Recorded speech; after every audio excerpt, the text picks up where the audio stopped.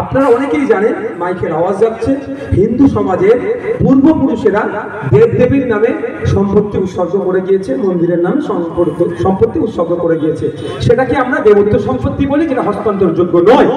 কিন্তু দুঃখের বিষয়, এই মমতা ব্যানার্জির উন্নয়নের এমন ছোঁয়া, বিএলও অফিসগুলোতে এমন উন্নয়নের জোয়ার ঢুকে গিয়েছে, এই পার্থ ভৌমিক সাহেবদের দলের নেতাগুলো, এই মঞ্জু বসু মহাশয়দের দলের নেতাগুলো সেই বিএলও অফিসে গিয়ে নামগুলো কেটে সেই জমিগুলো বিক্রি করে দিচ্ছে। আমরা বলছি, যদি আগামী দিনে, প্রতিবাদ এখন করছি, যদি আগামী দিনে আমাদেরকে এলাকার মানুষেরা সুযোগ দেয়, আমরা আবার ওই দেবদেবীর নামে উৎসর্গিত সম্পত্তি, এই মন্দিরের নামে উৎসর্গিত সম্পত্তি আবার ফিরিয়ে নিয়ে এসে দেবদেবীর নামে, মন্দিরের নামে ব্যবস্থা করে দেবো। আমরা বলছি, জলজমি জঙ্গলের স্বাভাবিক অধিকার, সেটা আদিবাসীদের কেন হরণ হচ্ছে তাদের হাতে তুলে দেওয়া দরকার। আমরা যখন প্রশ্ন করছি বিধানসভার মধ্যে মাননীয় মন্ত্রীকে, ফেক এসটিএসসি সার্টিফিকেট কজনের ধরা পড়েছে, কজনের বিরুদ্ধে আইনত ব্যবস্থা গ্রহণ করেছেন, সেই মন্ত্রী আমার উত্তর দিতে পারছে না, মাথা হ্যাট হয়ে যাচ্ছে, বাইরে বেরিয়ে বলছে ওই বেটাকে জেলে রাখ, আর না হলে বলে মুসলমানদের ছেলে এসটিএসসি এর কেন কথা বলছে, ওকে দেখে দে, মাথায় টুপি মুখে দাঁড়িয়ে আছে মুসলমানদের ছেলে, দেখে দে ওকে। আমি যখন ওয়াকফ প্রপার্টির কথা বলছি, 2011 সালের আগে মুসলমানদের জন্য অনেক কান্নাকান ছিল, ঠিক 2014 আগে মোদী যেভাবে হিন্দু ভাইদের জন্য কাঁদছিল, হিন্দু খাতরে মে হ্যায়, 2014 আগে আর 2011 আগে মুসলমান খাতরে মে হ্যায়। মুসলমানরা ভুল বুঝে দিল ভোটটা, আর হিন্দু ভাইরা দিল। এখন কি হচ্ছে, না হিন্দু খাতরে মে হ্যায়, না মুসলমান খাতরে মে হ্যায়, এখন আমরা সবাই বিপদে আছি।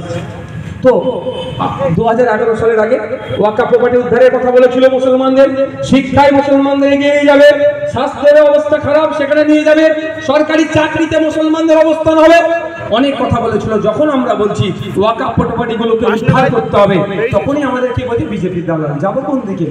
আমার হিন্দু মায়ের শাখা পালা খুলিয়ে টেট পরীক্ষা দিতে ঢুকিয়েছিল, তখন কোনো শুভেন্দু অধিকারীরা, তখন কোনো অর্জুন সিংহেরা কথা বলেনি। ইন্ডিয়ান সেকুলার ফান্ডের পক্ষ থেকে আমি বিরোধিতা করেছিলাম যে কেন আমার হিন্দু মা বোনকে শাখা পালা খুলিয়ে পরীক্ষা কেন্দ্রে ঢুকানো হলো। যখন আমি কথা বলছি, তখনই আমি মুসলমানদের দল হয়ে যাচ্ছি। হিজাব নিয়ে যখন সমস্যা হয়েছিল, হিজাব নিয়ে যখন আমি কথা বলছি, তখন আমি বিজেপি দালাল হয়ে যাচ্ছি। যাবো কোন দিকে ভাই? আমার রাম কাকু খেতে পাচ্ছে না, তার হয়ে কথা বললাম মুসলমানদের দল। আমার রহিম চাচা খেতে পাচ্ছে না, তার রেশন জ্যোতিপ্রিয়রা চুরি করে নিয়েছে, তার ছেলে মিড ডে মিল এই জ্যোতিপ্রিয়রা চুরি করে নিয়েছে। এ কথা বললেই হয় মুসলমানদের ছেলে পার্টি করছে মুসলমানদের দল, আর না হলে বিজেপির দালাল। যাবো কোন দিকে? তারপর কি বলা বন্ধ করে দেবো? আমি ভাই বলা বন্ধ করবো না। আমাকে জেলে কেন রেখেছিল জানেন? কিসের জন্য? কি জন্য আমাকে জেলে দিয়েছিল? আমার নামে অভিযোগটা কি প্রমাণ করতে পেরেছে? 1 বছর পার হয়ে গেল, আর সেই রকম চার্জশিট ফার্সিট আর কিছু করছে না। কি জন্য?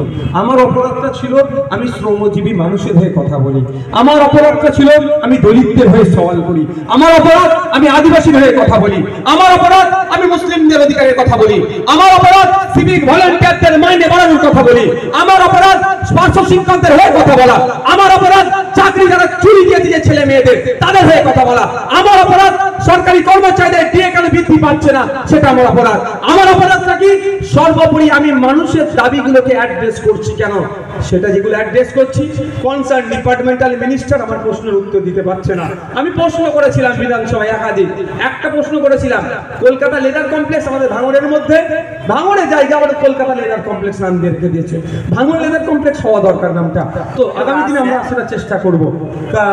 তো কলকাতা লেদার কমপ্লেক্সের মধ্যে কত শ্রমিক কাজ করে এটা উত্তর চেয়েছিলাম। মন্ত্রী বলছে আমার কাছে ডেটা নাই, শ্রমমন্ত্রীর কাছে চেয়েছি।